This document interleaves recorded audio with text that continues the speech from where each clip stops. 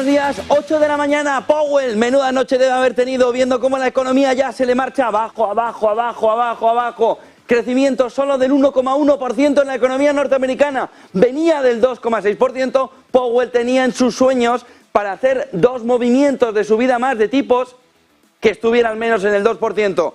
Ojo porque Powell entra en dos de sus peores pesadillas, que seguro que las está teniendo ahora mismo. La primera de ellas, esta inflación, el movimiento que le viene diciendo una parte de la economía, que se va abajo el crecimiento, que se va arriba la inflación sin que pueda tirarla abajo. ¿Por qué?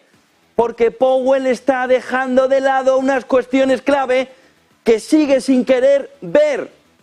No tiene por qué destruirse el empleo para el movimiento de entrada a la recesión.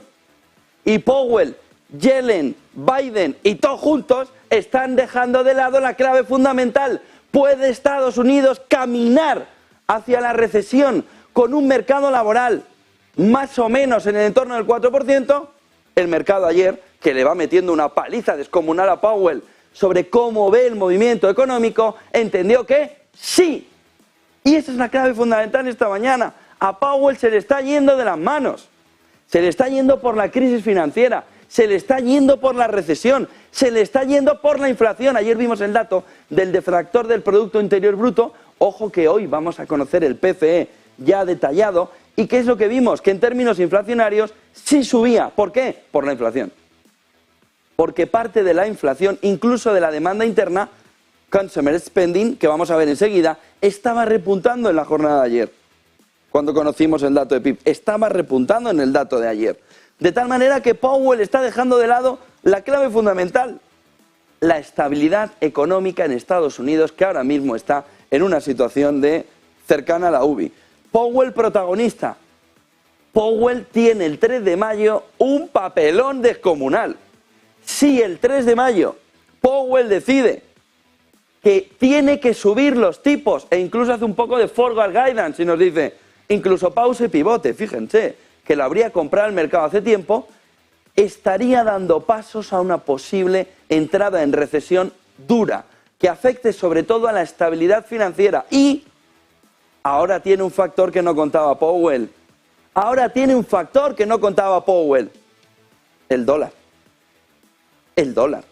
Que en un entorno de pérdida de la estabilidad financiera, en un entorno de pérdida de la estabilidad económica en Estados Unidos, puede avanzar de una manera muy agresiva la desdolarización por culpa de los problemas económicos en Estados Unidos. Y Biden lo empieza a saber, por lo que Powell tiene el 3 de mayo la unión de todos sus problemas, que se le juntan en esa reunión donde, si a cambio da la sensación de que hay problemas alrededor de la crisis financiera, y ahora le contamos el último dato de anoche, que pone los pelos de punta.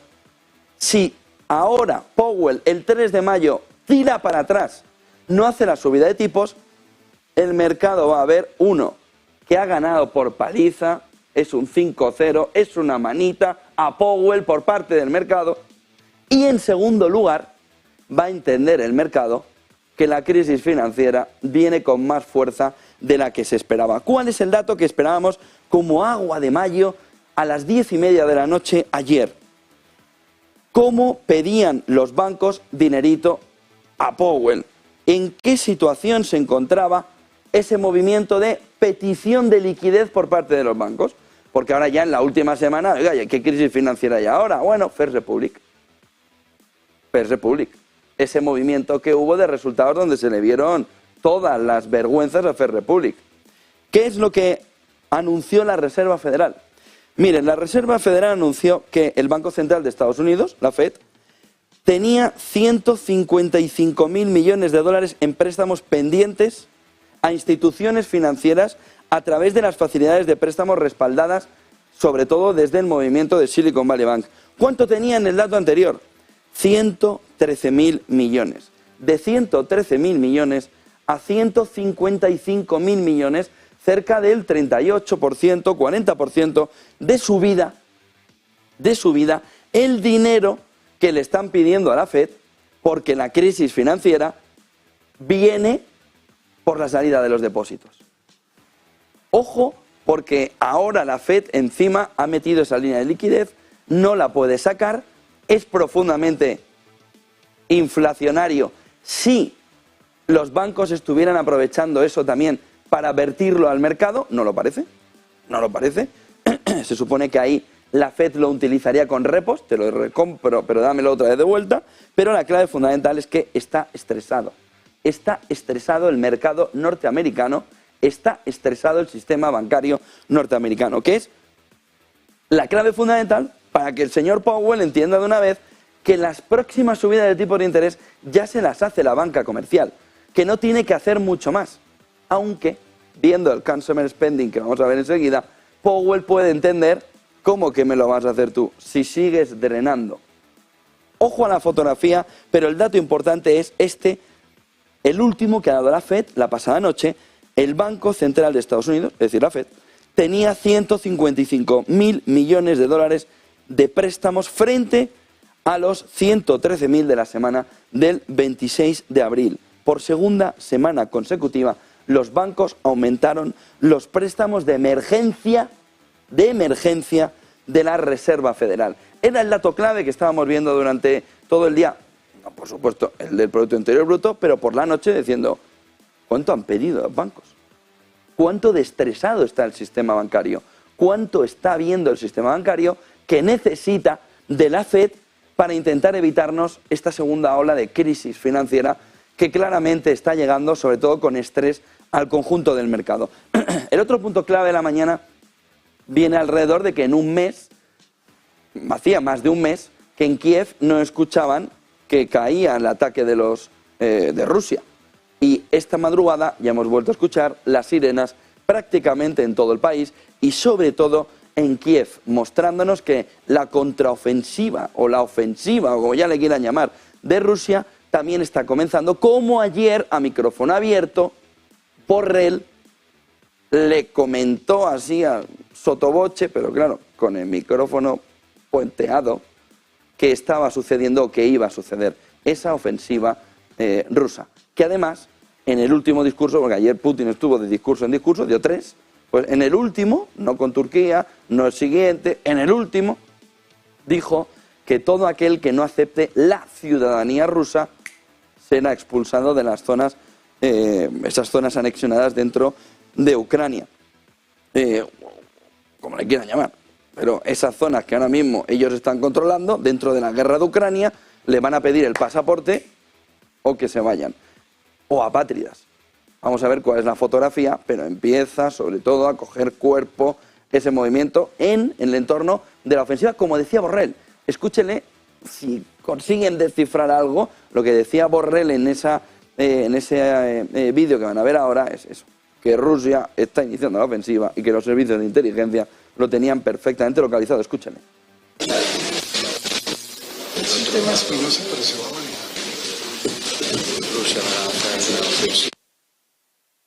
Rusia va a lanzar una ofensiva, 8 y 8 de la mañana, Producto Interior Bruto, clave fundamental, primer gráfico del día, para entender cómo la economía norteamericana está yendo en barrena, desde el 2,6 anterior al 1,1, ya si nos vamos a los tiempos de coronavirus, ¿no? De rebote de esa figura de Nike, ¿no? Haciendo ese movimiento, pues esto ya es agua del pasado. Ojo al cuarto trimestre, el 21, que también nos mostró un crecimiento importante. Le queda poquito crecimiento a la economía norteamericana. Si ven el gráfico del Bureau of Economic Analysis que vimos ayer, el movimiento, cuando se conoció el dato ahora mismo de la economía norteamericana es pequeñico.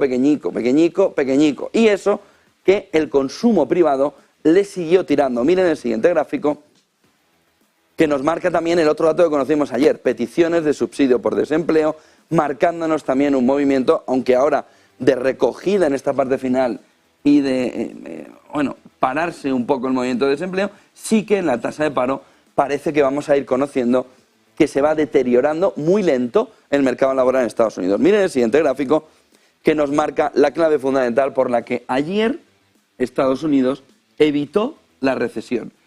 Este 3,7% del consumo privado que ayer lanzó la economía a la economía de Estados Unidos. Venía de un 1%, de un 2,3%, de un 2%, crecimiento del 3,7%. gasto del gobierno, Biden metiendo moneditas, billetitos, 4,7%, federal y local, sobre todo el federal, sobre todo el de Biden, metiendo dinero ahí. La otra clave fundamental, ¿dónde está? ¿Dónde está la otra clave que lleva al crecimiento de Estados Unidos? Europa. Y ustedes dirán, ¿pero Europa por qué? ¿Qué tiene que ver Europa? ¿Cómo que tiene que ver Europa? Hidrocarburos. Europeos, dejad de comprar a los rusos, que aquí estoy yo para forrarme, pero bien. ¿Cuál es la otra clave fundamental? Aparte de una demanda interna que ya van a ver cuando lo comparen con Europa, tiene un comportamiento completamente distinto. Una tira como una bestia, otra está languideciendo. En este entorno, exportaciones hidrocarburos, con un crecimiento del 12,9%, con un crecimiento en el primer trimestre del 4,8% frente al 2,9% de las importaciones, lo que hace una balanza comercial positiva que junto con el gasto de Biden, echando ahí todo lo que puede de dinero, y con el consumidor, que se ha comportado de una manera muy fuerte, y también empresas, es decir, el consumo tirando, nos marca que hidrocarburos, consumo, mantienen una fotografía complicada aquí.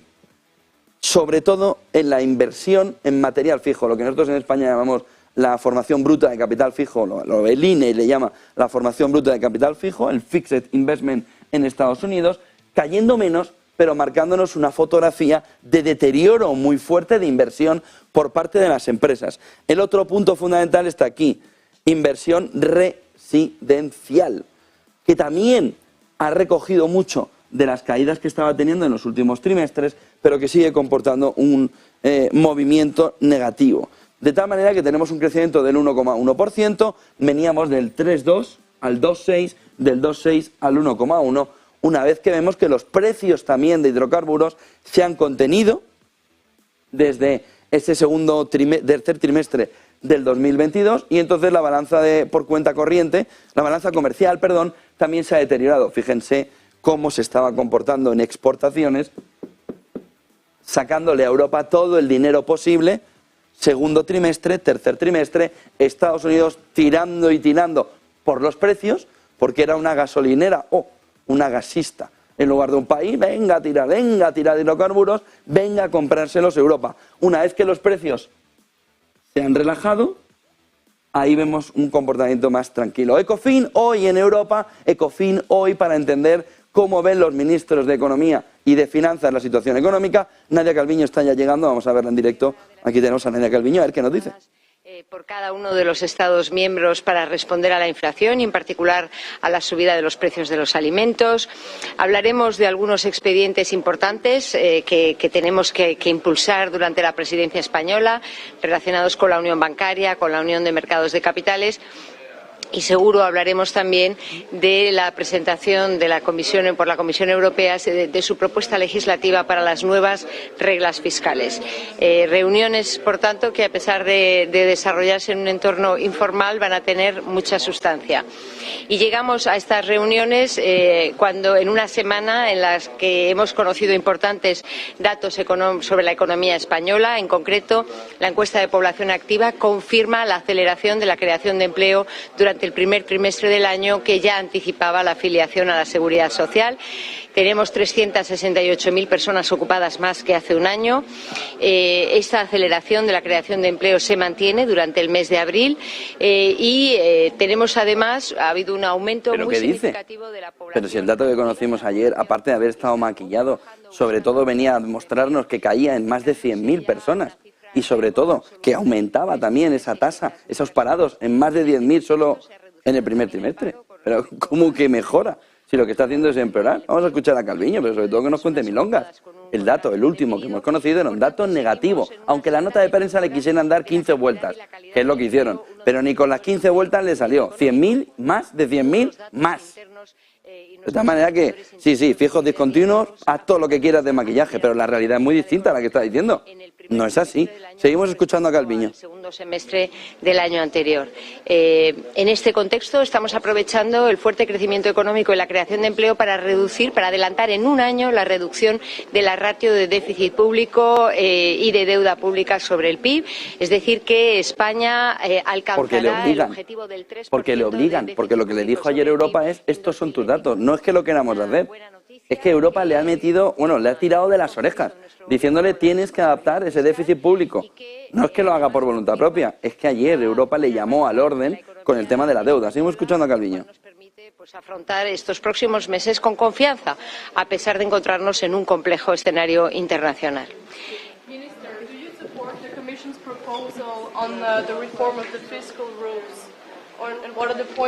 Vamos a ver si escuchamos la pregunta en inglés, pregunta a los compañeros de Bloomberg. I think it's very good news that finally we do have a legal proposal on the table, because that provides us with a concrete basis, a drafting detail that can serve as a basis for the negotiations. Discussions will start now in the Council, and since we will be the upcoming presidency of the European Council of Ministers, we will do our utmost to make as much progress as possible. Claro, lo que hace Calviño en los datos del paro es hablar de hace un año. No, habla trimestral, que es donde ves el deterioro de la economía española y del mercado laboral. No, ella dice, no, vamos a mirar anual. No, mira trimestral, que es como se está viendo si la economía se te está frenando y si el empleo se te está frenando. Nadia Calviño, en el Ecofin, en una mañana en la que hemos conocido también el PIB francés intertrimestral, 0,2, salva la recesión Francia, interanual, el real, el preliminar, 0,8%. Tenemos también los precios de importación en Alemania, este dato peor de lo que se esperaba. Se ve un comportamiento de menos 3,8% en los precios de importación, que nos estaría reflejando lo que hace un par de días vimos en los gráficos de Robin Brooks, de IF, sobre cómo había un componente deflacionario en la economía alemana. Viene Alemania de un más 2,8 a un menos 3,8, reflejando que va a tener una caída muy importante de inflación en los próximos datos que conozcamos, pero sobre todo que su economía también va marcando un frenazo importante. Mírenlo aquí, el comportamiento sobre todo de precios y de precios de importación en gas natural, que sería este azul oscurillo o negro, como sea, marcándonos una caída muy importante. El resto ya han tenido la caída, el precio del petróleo en azul ya lo ha visto, de tal manera que los precios de la importación le van a quitar, sobre todo a la economía alemana, una parte inflacionaria importante. Es un componente desinflacionario importante, sobre todo si vemos que las cadenas de suministros también van entregando pedidos cada vez en menos tiempo. El otro punto fundamental estaría alrededor de dos cuestiones que están pasando en Taiwán y en Rusia. Por un lado, Rusia dice que casi todos los países de la OTAN ya han desplegado sus capacidades militares contra Rusia, está mirando hacia la OTAN, intentando ver de qué manera es parte del conflicto. Ojo, en el día en el que ha habido más ataques en esa ofensiva, como hemos visto también de Borrell, que Europa ya esperaba de Rusia, más de un mes después, cerca de Kiev, y Rusia dice que casi todos los países de la OTAN desplegaron sus capacidades militares contra Rusia, poniéndola como foco a la OTAN también del conflicto. Vamos a ver si dando el paso o no dando el paso. Y luego China tiene un cabreo importante, tiene un enfado importante, después de ver que ha rastreado un avión de la Marina estadounidense en el tránsito del estrecho de Taiwán, y dice China que las recientes provocaciones estadounidenses destruyen la paz en el estrecho de Taiwán, subiendo, como ya viene siendo habitual, la escalada, ¿no?, del conflicto, todavía anterior al conflicto, la escalada de la tensión en el estrecho de Taiwán, entre China y Estados Unidos. Volvamos a los gráficos. Ayer Estados Unidos 1,1% de crecimiento. Hemos visto la fotografía de cómo la venta, sobre todo de hidrocarburos a Europa, ha sido una de las claves fundamentales en el año pasado. A partir de ahí, consumo interno sigue siendo fuerte. El gobierno sigue gastando como si no hubiera mañana. Veamos el siguiente gráfico que nos pone también esta mañana la fotografía de cómo está ahora mismo comportándose por componentes el crecimiento o decrecimiento del Producto Interior Bruto, marcando sobre todo cómo los inventarios privados, que habían recuperado sobre todo en el tercer trimestre del 22 la salida del coronavirus, ahora nos marca un movimiento otra vez de caída, como también había hecho en el Q3 y en el Q2 del 2022 y en el Q1 del 22, marcándonos que hay una parte de inventarios que no confía del todo en la situación económica y que está viendo cómo salen para afuera. Importaciones también reduciéndose, marcando un camino que le está dando a la economía norteamericana un movimiento de no crecimiento dentro de del crecimiento de la economía, pero menor de lo que se estaba viendo, exportaciones hacia arriba y sobre todo ese consumo privado, consumo gubernamental, exportaciones, hidrocarburos, Europa, exportaciones, consumo del gobierno, consumo de los actores privados. Vean el siguiente gráfico que nos marcan también esta mañana, el quarter to quarter, cambiado en precios, pero sobre todo quitando energía y alimentos. En este gráfico azul, pero bueno, rotita la línea, que nos estaría marcando que hay un poquito de recuperación que puede estar marcándonos cuando conozcamos el dato de inflación o hoy el deflactor del consumo, que algo está cambiando. Fíjense, porque nos enseñó el PCE excluyendo alimentos y energía, y aquí el crecimiento es hacia arriba.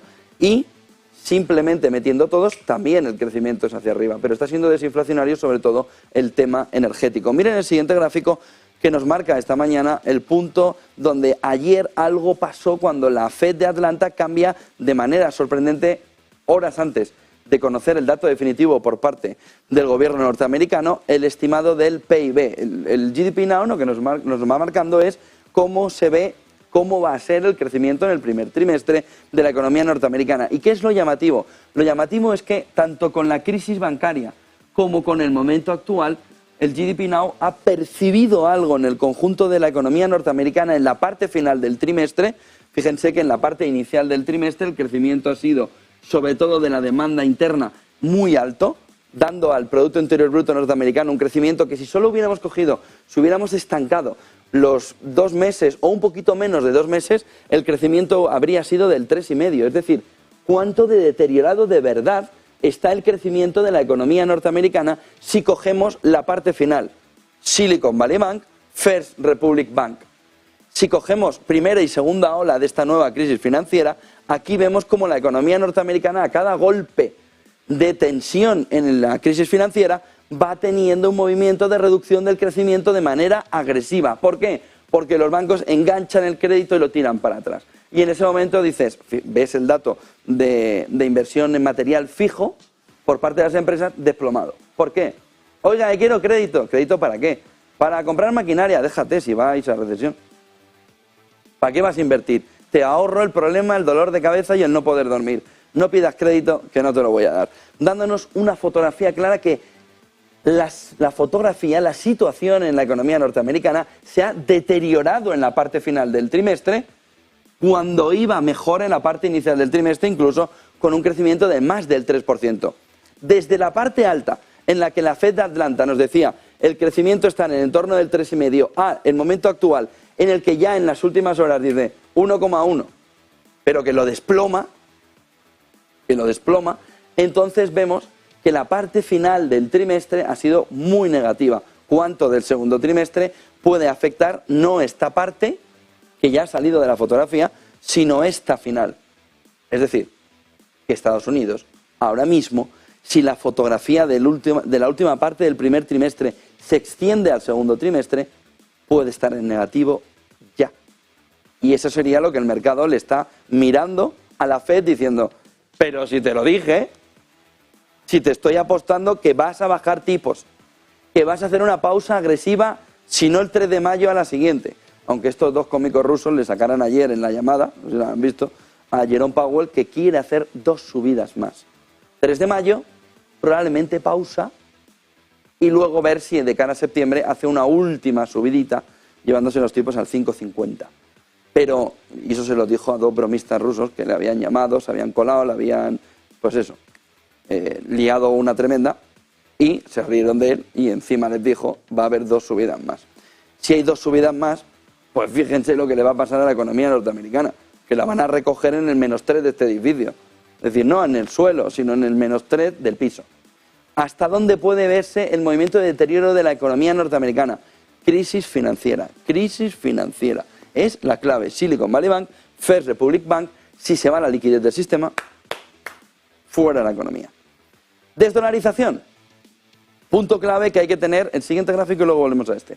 Desdolarización. Si el punto clave que hay que ver en este entorno alrededor de cómo, vamos al siguiente gráfico y luego volvemos a este, al de este, en el que vamos viendo cómo la desdolarización, que nos van diciendo que no tiene opciones, que no tiene cuerpo, que no tiene camino, que no tiene, sobre todo en el medio plazo, posibilidad de, ayer tuvo un primer hito descomunal.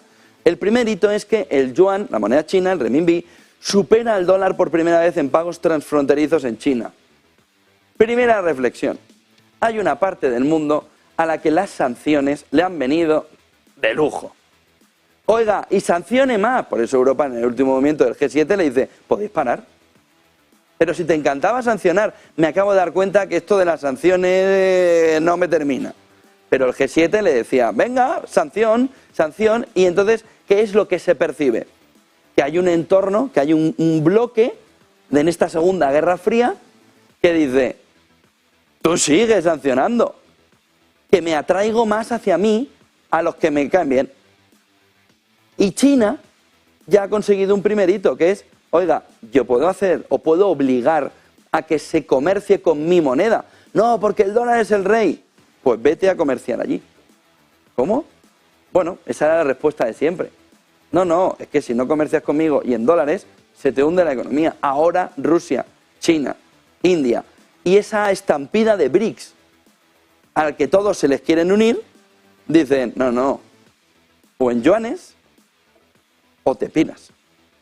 Porque ya tengo otros que me van a comprar, que están en mi bloque y que aceptan mi propuesta.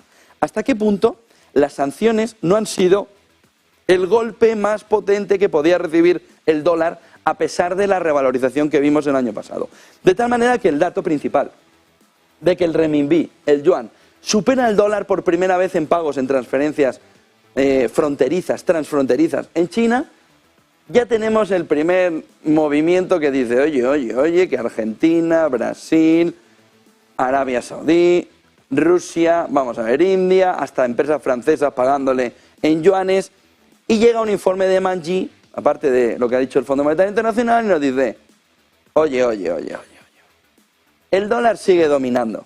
Fíjense lo que dice Manji en un informe, ayer. Pero su reinado, el dólar sigue dominando, pero su reinado tiene los días contados. El dólar sigue dominando. Ha dejado de hacerlo en China, pero su reinado tiene los días contados. El FMI de repente también saca el apunte de que ahora mismo la geopolítica puede acelerar la llegada de un sistema monetario multipolar. Dólar y euro en reservas occidentales junto con la libra, un poco el yen, pero sobre todo dólar, euro, barra libra, y en el otro lado, ¿qué? Yuan y sobre todo rublo. Montándonos una fotografía en el que en el camino al euro, dólar, yuan, yen y rublo digital es mucho más fácil descompensar la balanza y salir del dólar, porque ya no necesitas tampoco esas reservas en un entorno digital en el que nos quieren llevar los bancos centrales. De tal manera que tenemos las dos fotografías puestas y ahora entramos en el detalle de por qué. Pero fíjense esto de Manji, de la gestora, diciéndonos el dólar sigue dominando, pero su reinado tiene los días contados. El FMI cree que ahora mismo la geopolítica puede acelerar la llegada de un sistema monetario multipolar. Eso para el dólar es desastroso, sobre todo si está en un entorno, el dólar, en el que su economía está entrando en una recesión frente a la economía china que va volando. La economía china hacia arriba con una moneda emergente, no solo porque es emergente, sino que va hacia arriba como un tiro, y Estados Unidos entrando en una recesión con una moneda que la están apaleando contra pares. Dice Manji dos detalles más. Aunque las divisas digitales siguen siendo una parte relativamente pequeña del sistema financiero mundial, su aumento representa un desafío importante para el dominio del dólar estadounidense.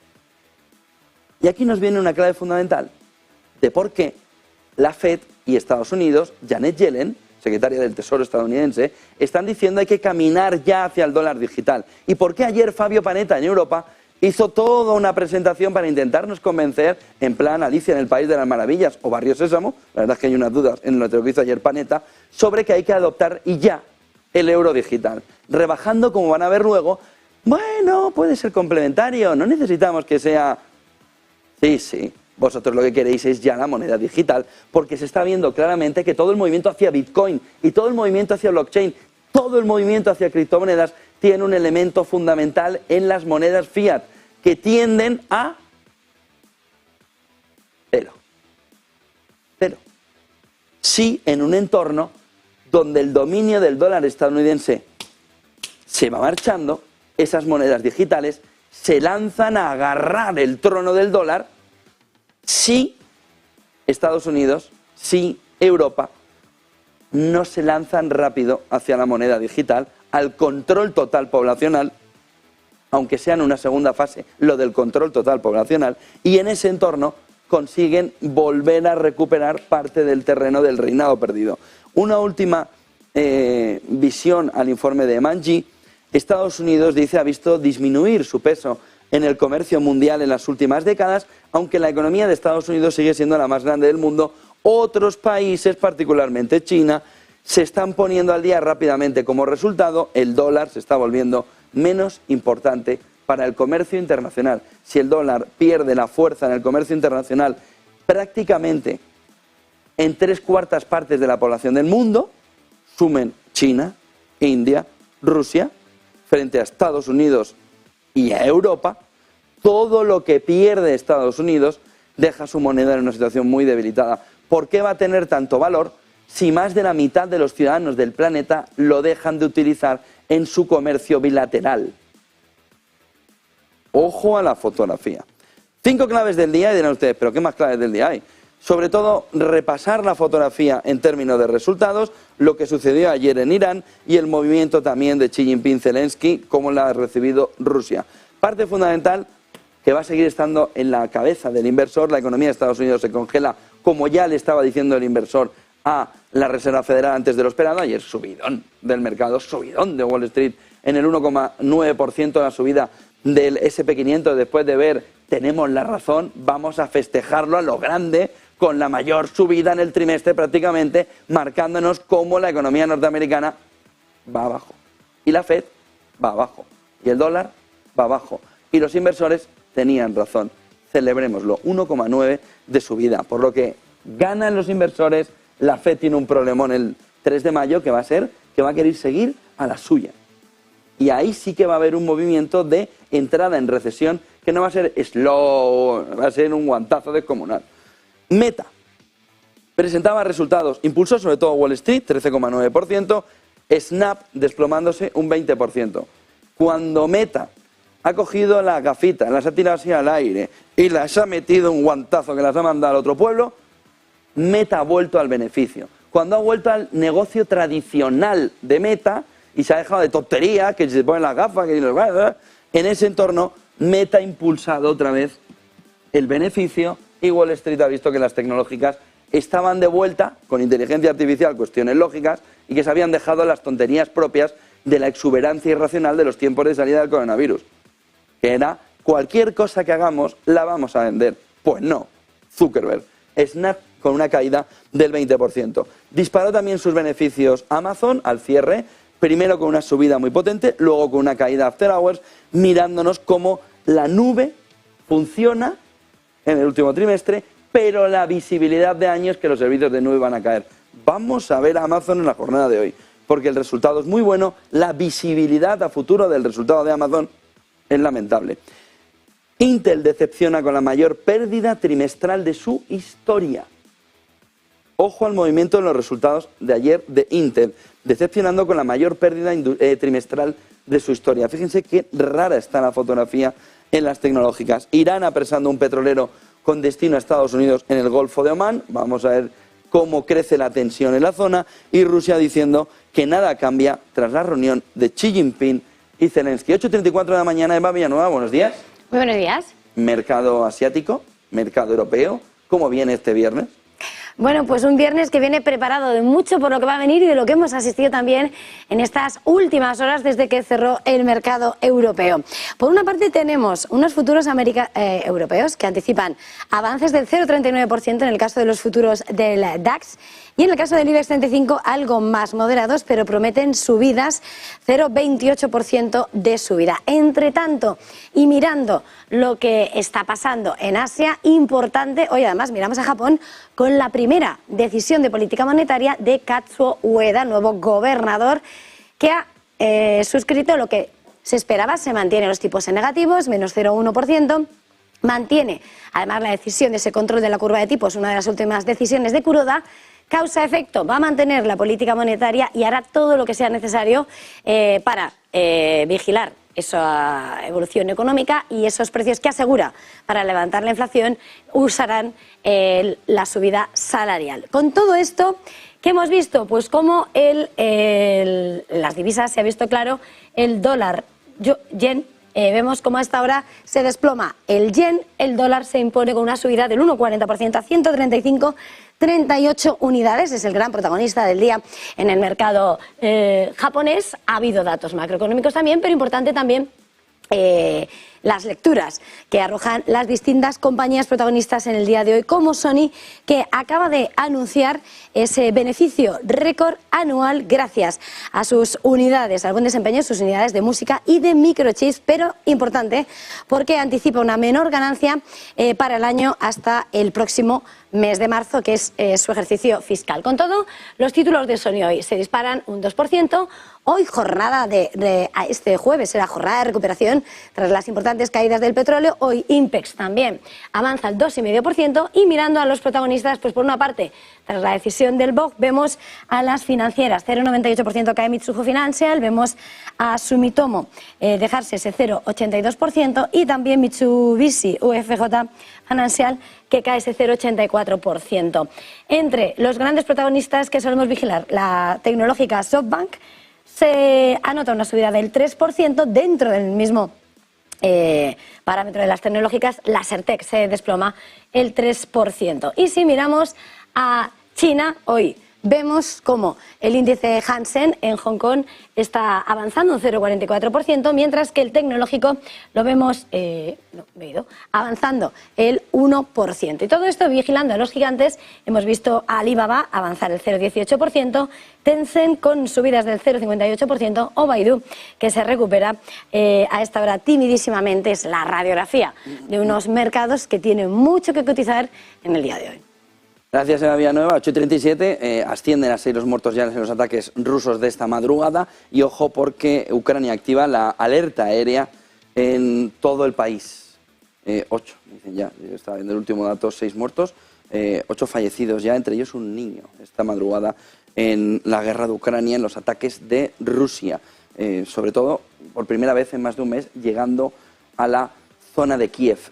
Otro de los puntos clave de la mañana está alrededor de la ley de la vivienda, que, bueno, pues ya saben que hay mucho alrededor de la ley de la vivienda. Está el tema de la ocupación, que hay una manera ahí de dificultar la desocupación, sobre todo a quienes son grandes tenedores.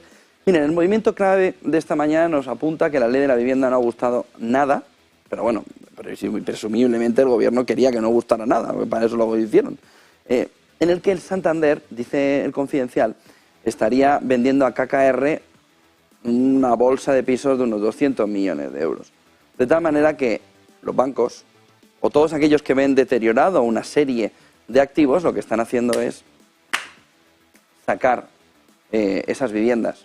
Hay dos opciones: nos convertimos en Venezuela y entonces ya no vale nada, o esos activos lo que van a hacer es deteriorar los activos buenos. De tal manera que una salida muy fuerte de viviendas ahora mismo, en la situación en la que están los tipos de interés, la sensación de todo el mundo de que no parece ser el mejor momento para comprar una vivienda, y encima me inundas el mercado con viviendas que están ya desplomados el precio porque van de bancos a fondos de inversión, esto ya lo vimos en la crisis pasada, lo que hace es deteriorar todavía más la fotografía.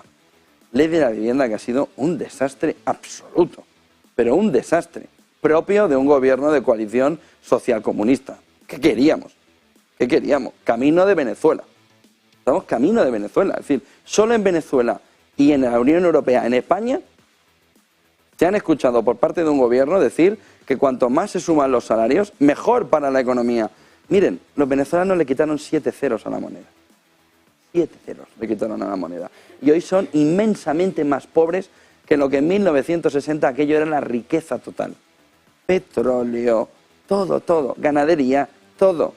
Cuando llega el comunismo, se acabó la libertad, pero sobre todo se acabó lo poco que te quede de riqueza. Ojo con la ley de vivienda, que es profundamente venezolana. Profundamente venezolana. Y nos estamos comiendo todos los sapos de que nos traiga este gobierno socialcomunista de España la ruina.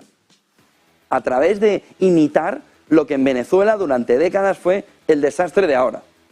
Oiga, si yo... Pero usted se puede imaginar cuánto han subido los sueldos Chávez en su momento y Maduro. Pues todo lo que querían. Subida del 30%. Hemos subido el sueldo un 30% a los ciudadanos. ¿Y qué? Si la vida ahora mismo, como la habéis destrozado todo, es mucho más complicada.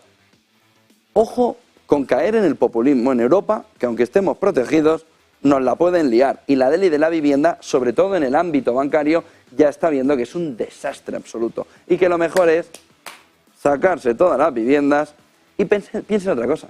La gran mayoría de nuestra gran banca, tiene el negocio fuera. A lo ferrovial, sin irse, pero tiene el negocio en México, tiene el negocio en Brasil, porque ven que esto de seguridad jurídica, cero. Vamos a gráficos. Fotografía clara sobre que Rusia ha encontrado un pulmón financiero. Venga sanciones, venga sanciones, venga sanciones y a dormir. No. ¿Qué están provocando las sanciones? La creación de un nuevo orden por bloques Occidente frente al bloque Rusia-China. ¿Dónde está el pulmón financiero? China y en India. Pero que las sanciones, que no nos cuenten milongas. Lo único que está sirviendo es para reordenar el tablero de ajedrez. Tú las negras, yo las blancas. No, mejor yo las blancas, tú las negras. Pero no está sirviendo para absolutamente nada más. Aunque ha sido, sobre todo, la primera, es decir, China, la que ha marcado la tendencia, como lo ven aquí en el movimiento, en el que Alemania, Estados Unidos caían, dándole de pulmón, ¿no? Haciéndole de pulmón financiero a Rusia, como lo habían hecho sobre todo Alemania en muchos tiempos.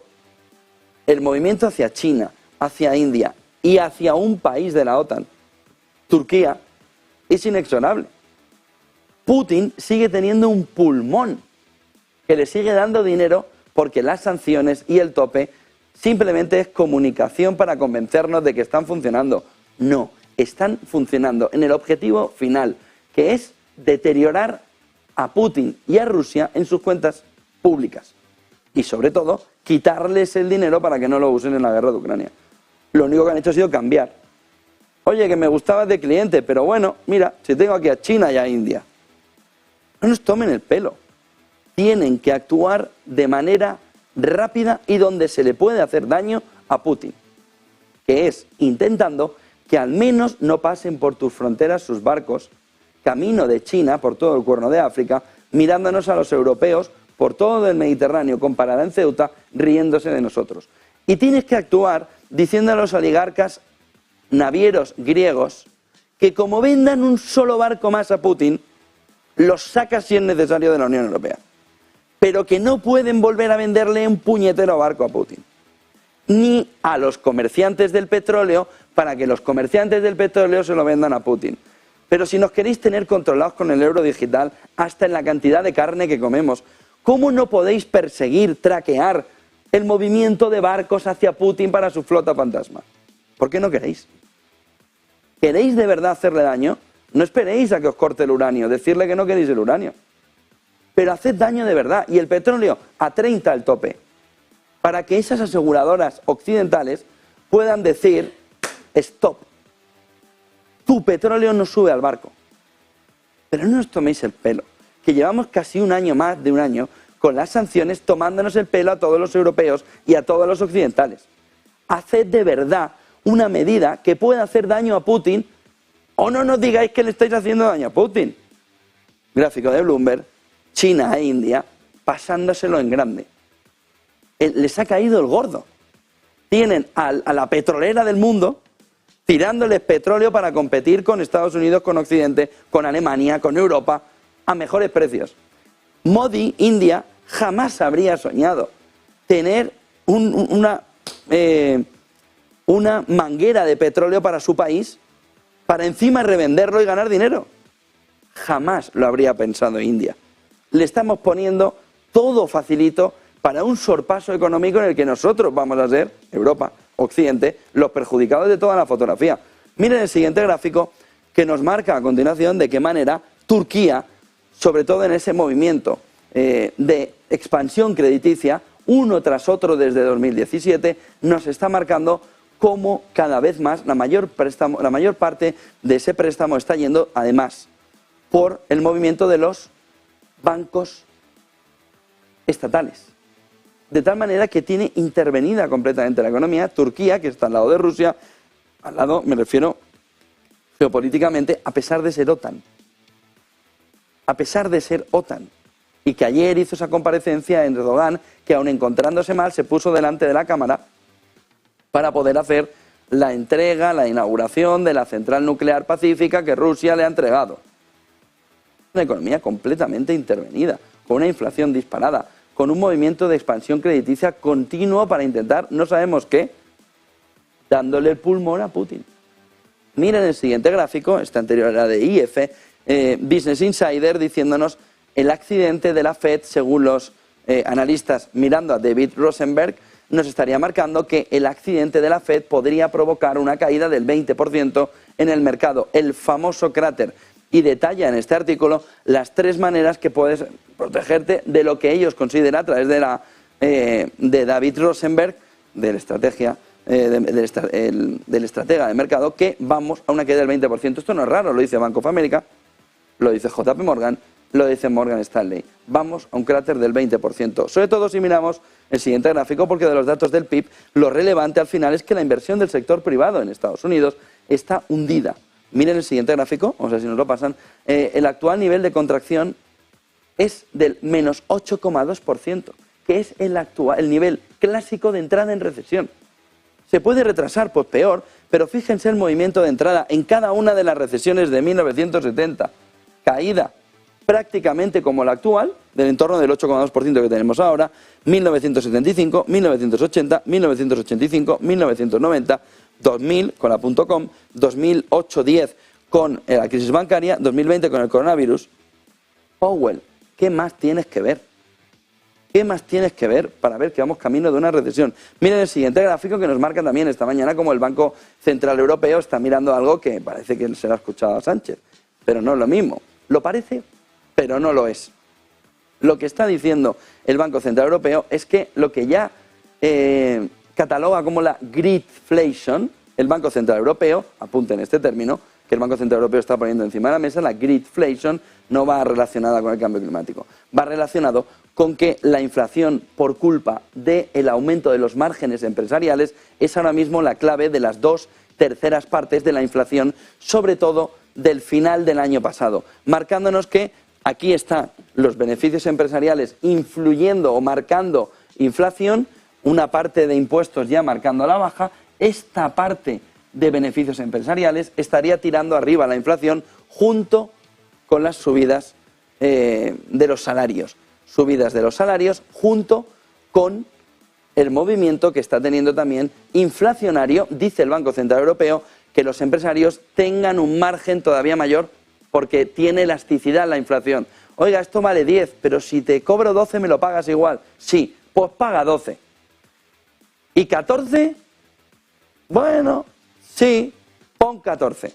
De tal manera que los beneficios empresariales van subiendo, marcando inflación, viendo cómo la elasticidad hacia un cliente en determinados productos, por ejemplo, alimentario, dice yo me quito de ver Netflix, Disney o lo que sea, ¿no? Prime, da igual, todas. Un servicio de streaming, pero mi fruta no la quito. Ir a tomar algo tampoco lo voy a quitar. Aquí está la resiliencia en torno a precios que le dicen, oiga, cuidado, que en este entorno está siendo inflacionario porque el que está en este sector ve que puede subir márgenes empresariales, márgenes del negocio, subiendo los precios, marcando un camino inflacionario. Miren el siguiente gráfico que nos marca también esta mañana cómo Alemania, donde el optimismo económico sigue aumentando, a ver si sigue igual, el gobierno elevó el pronóstico del PIB al 0,4% desde el 0,2% anterior. Se estaría evitando una recesión. El pronóstico de inflación además se ajusta a la baja, más o menos se ve ahora una décima menos que el 5,9 o hasta el 5,9 desde el posicionamiento anterior. Miren el siguiente gráfico. Alemania parece que saca un poquito la cabeza y viene la fiesta de ayer. ¿Qué pasa? Que hay que implementarnos esto como sea y rápido.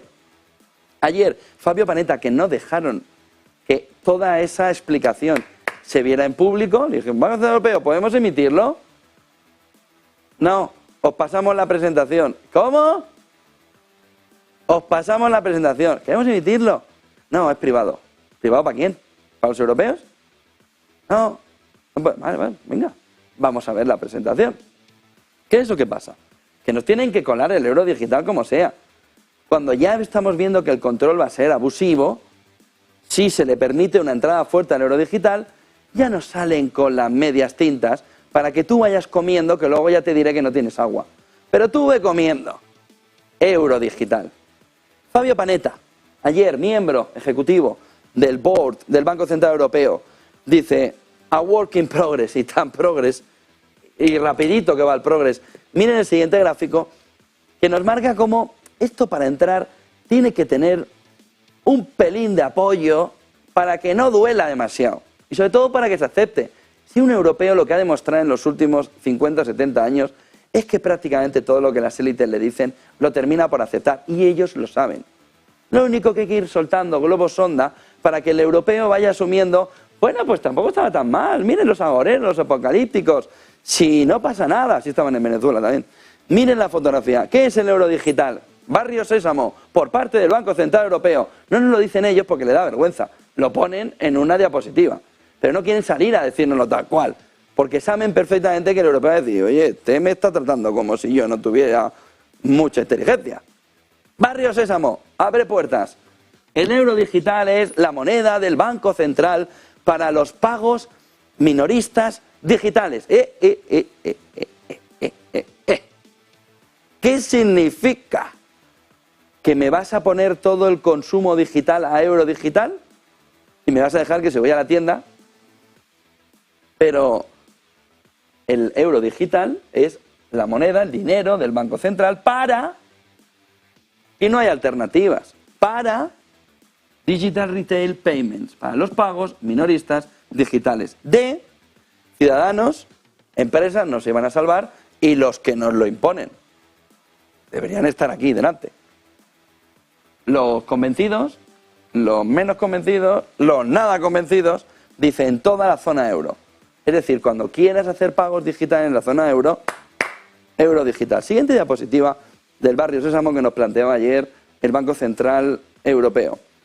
Siguiente diapositiva. Dice, vamos a ver, ahí. ¿Por qué necesitamos un euro digital? Vamos a hacer a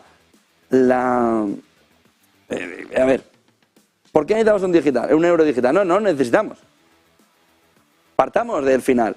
¿Por qué necesitamos un euro digital? Si ya me estás intentando colar que necesito un euro digital. No, es que no lo necesito. Cómetelo. A mí déjame como estoy. No. ¿Por qué necesitas un euro digital? Que no lo necesito. Te lo repito. ¿Por qué necesitas un euro digital? Así va a ir la conversación entre la ciudadanía y las élites. La opción de un pago que permita a todo el mundo digitalmente y en toda la zona euro pagar digitalmente. Oiga, si yo ya pago digitalmente, pongo mi tarjeta de crédito y pago. ¿Qué me tiene usted que cambiar? No, hombre, es mejor porque permitirá a todos, pero si ahora mismo todo el mundo puede. Es decir, todo este cambio, todo este camino, ¿para qué? ¿Para que nos permitan a todos pagar? Pues ya podemos. Chorrada, ¿no? Siguiente punto. La evolución, la diapositiva anterior, el siguiente punto. En la evolución del cash, la evolución del dinerico que tenemos en el bolsillo, sin que ellos nos digan dónde lo hemos gastado, en la era digital, y estamos en la era digital, ¿no? ¿Qué pasa? ¿Que mi moneda fiat ahora me dices que no vale? ¿Que tiene que ser la que esté digitalizada para que tú sepas si he comprado 3 peras o 4 filetes de ternera? para que tú sepas cuánto gasto de gasolina y Bill Gates siga gastando y emitiendo CO2 como quiera. No, es que la evolución del cash en la era digital, ¿qué? ¿Me estás contando? ¿Cómo que por qué podríamos necesitar ese euro digital? Dice, protegiendo el rol del dinero público como actor fundamental en el sistema financiero. Oiga, lleva 2 ya tiradas afuera de la diana, ¿eh? ¿Todo el mundo puede pagar? ¿Qué tienes que proteger? ¿Estamos en un sistema que no está seguro o cómo?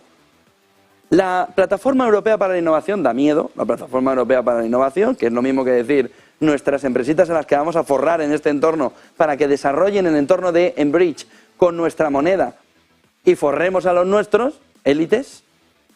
Esa Plataforma Europea para la Innovación permitiendo que intermediarios puedan, ahí está, construir servicios para sus consumidores que estén accesibles instantáneamente en toda Europa. Pero si eso ya lo pueden hacer. Montas una web, pones una pasarela de pago. ¿Pero qué me estás contando? Último punto, incrementar la resiliencia de los pagos en Europa. Vale, ya hemos visto las 4 ideas. Te puedes llevar el euro a tu casa. Llévatelo, Banco Central Europeo, que no lo queremos. Que no lo queremos. Si nos vais a quitar la libertad para esta sarta de tonterías, quedaros el euro digital. Lo ponéis en la puerta, como estaba antes de Frankfurt, el euro es enorme y lo miráis todas las mañanas. Pero, para todo eso, la chorrada esta. ¿Pero a quién queréis convencer con estos 4 puntos? Si ninguno tiene un valor para el ciudadano, ni tiene problemas para pagar, ni cree que el cash en el entorno de una era digital tenga ningún problema. Oiga, precisamente el cash lo utilizo porque no me apetece que usted me diga dónde consumo y cómo consumo. Y eso no significa que sea un delincuente. Significa que tengo libertad y con mi libertad hago lo que me da la gana sin que usted me observe como si estuviéramos en 1984 de George Orwell. Punto 3. La plataforma europea. Déjate de plataformas europeas. Si eso ya lo tienes. Y ahora mismo ya hay plataformas europeas para construir servicios que puedan permitir a los consumidores pagar instantáneamente en toda Europa. Punto 4. Incrementar la resiliencia de los pagos. ¿Pero qué me estás contando? ¿Que eres el Banco Central Europeo? ¿Que hay un problema de resiliencia en los bancos o en los pagos a nivel europeo? ¿Pero qué me estás contando? Mira, llévate el euro digital a donde quieras, con Zuckerberg. Te coges las gafas de Zuckerberg y os vais los dos a freír espárragos. ¿Pero esto qué es? El barrio Sésamo este que nos plantearon ayer. Miren la siguiente diapositiva. Qué manera de perder el tiempo y el dinero de los europeos. Complementando, aquí ya empiezan a decir, hay miedo. Por lo que complementando, no quitando, no reemplazando el dinero. No. Es que si vas 2 diapositivas antes, lo que nos estás diciendo es que quieres que todos los pagos digitales se hagan con el euro digital. Sí, claro, yo con mi dinero, mientras aún me dejes que haya, porque tú tienes la máquina del dinero y lo sacas del sistema, y entonces yo sí, mientras haya, compro golosinas. Pero poco más. Dice, complementando, no reemplazando. ¿Pero qué complementando y no reemplazando? Si dices en la anterior diapositiva y en la anterior que sí va a ser fundamental en los pagos digitales por toda Europa. Es decir, estás diciendo que es la moneda para los pagos digitales y estás diciendo que vamos a la era digital. Es decir, nos vas a restringir la moneda de pago. ¿Cómo que no reemplazando? No reemplazando en la primera fase. En cuanto puedas, sacas el sistema como una aspiradora, el dinero del sistema como una aspiradora y nos dejas sin cash o con poquito. Intermediarios supervisando, por ejemplo, bancos y servicios proveedores para facilitar la distribución del euro digital. Pero que no lo queremos. No, es que van a ayudarnos. No nos van a ayudar. Nos van a imponer el euro digital. Que no lo queremos. Que no queremos que nos quitéis la libertad. ¿Cómo lo tenemos que decir? De tal manera que déjate la supervisión de intermediarios, que tampoco la queremos. No, esto no es para facilitar. Este término está mal. Es para imponer. Es para forzar. El Banco Central Europeo, que además eligen la imagen que tienen que elegir, que es la portada de George Orwell 1984, ese ojito mirándote, dice, no, el Banco Central Europeo no almacenará los datos personales. ¡Ja! No lo almacenaréis vosotros, pero los datos personales van a volar alrededor de Europa. ¿Cómo que no se van a almacenar? Entonces, ¿para qué queremos el euro digital? No, es que lo queremos porque es muy bueno. Ya. Miren, lo dice todo. Lo dice todo. El Banco Central Europeo no usará datos personales. Y sale el ojito diciéndote que no te voy a mirar dónde gastas. ¡Ja! ¡Ja! No montan todo esto si no es para tener una fotografía clara. Otra cosa es que no lo almacene o que diga, no vamos a... Vale, ¿quién lo va a almacenar? ¿Y quién va a hacer uso? ¿Y quién va a destruir los datos? ¿Y quién va a permitir que haya una privacidad absoluta en ese movimiento? Porque Enbridge está preparado para el control y almacenaje de datos, que es la herramienta fundamental de la moneda digital. Y dice, el euro digital nunca va a ser dinero programado, es decir, fecha de caducidad, como han hecho los chinos. No sé si nos queda una diapositiva más del barrio sésamo del euro digital. Sí. Pero vámonos mejor porque ya tenemos bastante fotografía de lo del euro digital. Vámonos mejor ya, que son las 9 de la mañana y tenemos hasta datos de paro y de PIB.